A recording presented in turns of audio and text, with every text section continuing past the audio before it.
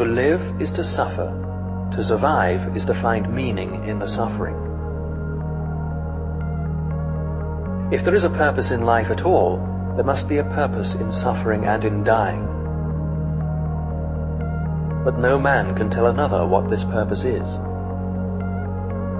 Each must find out for himself and must accept the responsibility that his answer prescribes. If he succeeds, he will continue to grow in spite of all indignities. He who has a why to live can bear with almost any how. What alone remains is the last of human freedoms, the ability to choose one's attitude in a given set of circumstances. If someone now asked of us the truth of Dostoevsky's statement that flatly defines man as a being who can get used to anything, we would reply, yes, a man can get used to anything, but do not ask us how. Man's search for meaning is the primary motivation in his life, and not a secondary rationalization of instinctual drives. This meaning is unique and specific in that it must and can be fulfilled by him alone. Only then does it achieve a significance which will satisfy his own will to meaning. There are some authors who contend that meanings and values are nothing but defense mechanisms, reaction formations, and sublimations. But as for myself, I would not be willing to live merely for the sake of my defense mechanisms, nor would I be ready to die merely for the sake of my reaction formations. Man, however, is able to live and even to die for the sake of his ideals and values. Man needs something for the sake of which to live. The existential vacuum is a widespread phenomenon of the 20th century. It may be due to a twofold loss which man has had to undergo since he became a truly human being. At the beginning of human history, man lost some of the basic animal instincts in which an animal's behavior is embedded. Man has suffered another loss in his more recent development, inasmuch as the traditions which buttressed his behavior are now rapidly diminishing. No instinct tells him what he has to do, and no tradition tells him what he ought to do. Sometimes he does not even know what he wishes to do. Instead, he either wishes to do what other people do, conformism, or he does what other people wish him to do, totalitarianism. The existential vacuum manifests itself mainly in a state of boredom. Now we can understand Schopenhauer when he said that mankind was apparently doomed to vacillate eternally between the two extremes of distress and boredom. Such widespread phenomena as depression, aggression, and addiction are not understandable unless we recognize the existential vacuum underlying them.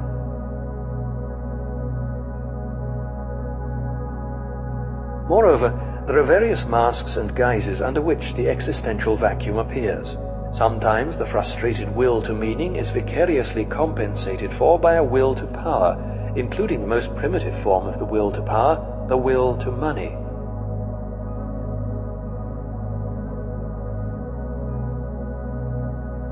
In other cases, the place of frustrated will to meaning is taken by the will to pleasure.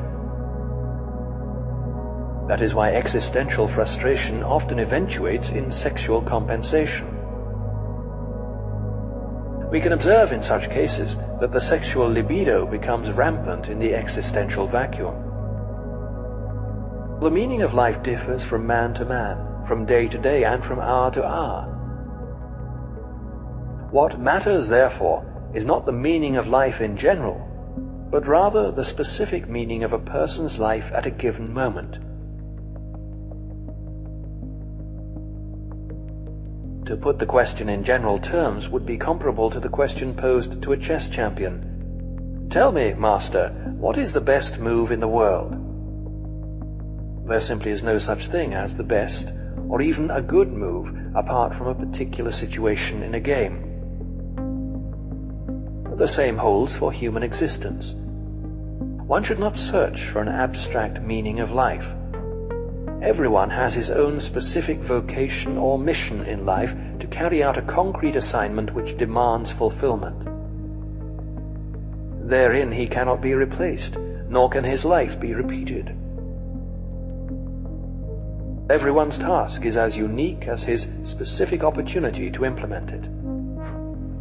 As each situation in life represents a challenge to man and presents a problem for him to solve, the question of the meaning of life may actually be reversed. Ultimately, man should not ask what the meaning of his life is, but rather he must recognize that it is he who is asked.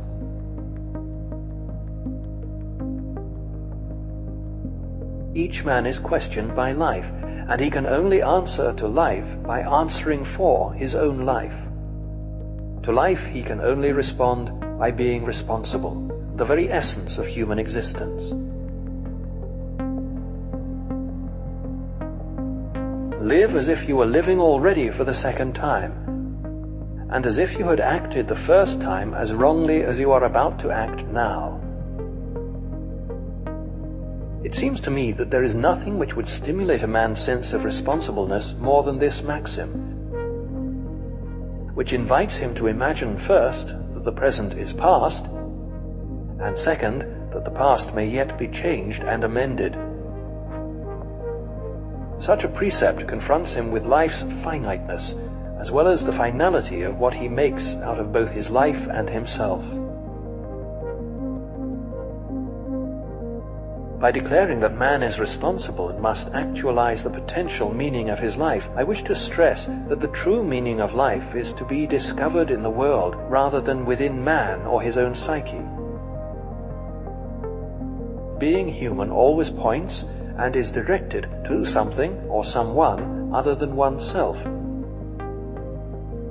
be it a meaning to fulfill or another human being to encounter. The more one forgets himself, by giving himself to a cause to serve or another person to love, the more human he is and the more he actualizes himself. What is called self-actualization is not an attainable aim at all, for the simple reason that the more one would strive for it, the more he would miss it.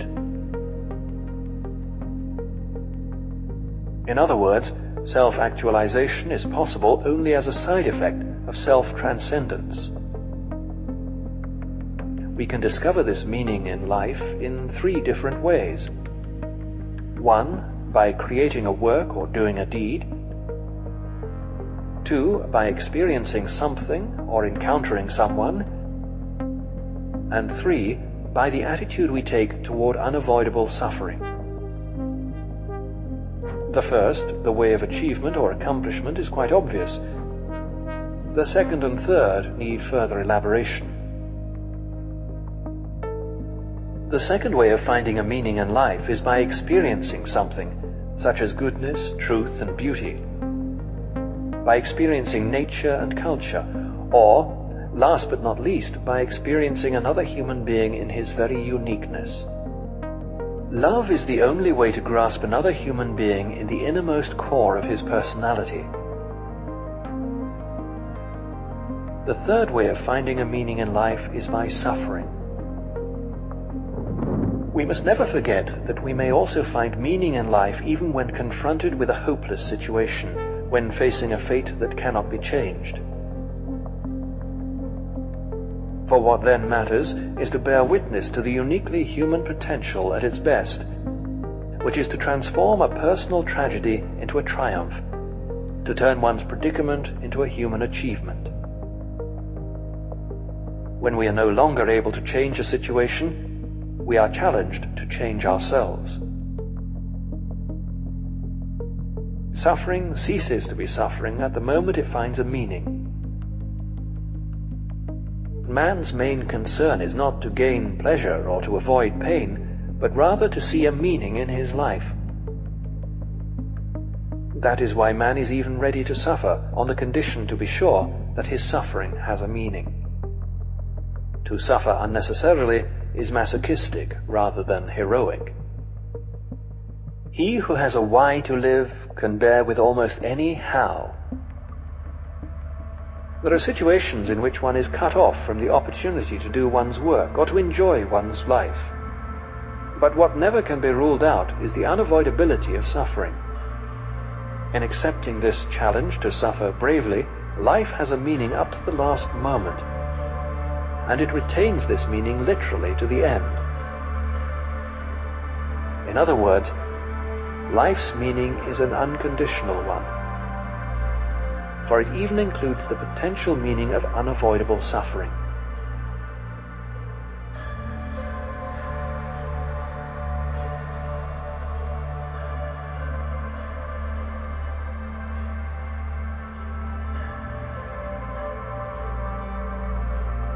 He who has a why to live can bear with almost any how.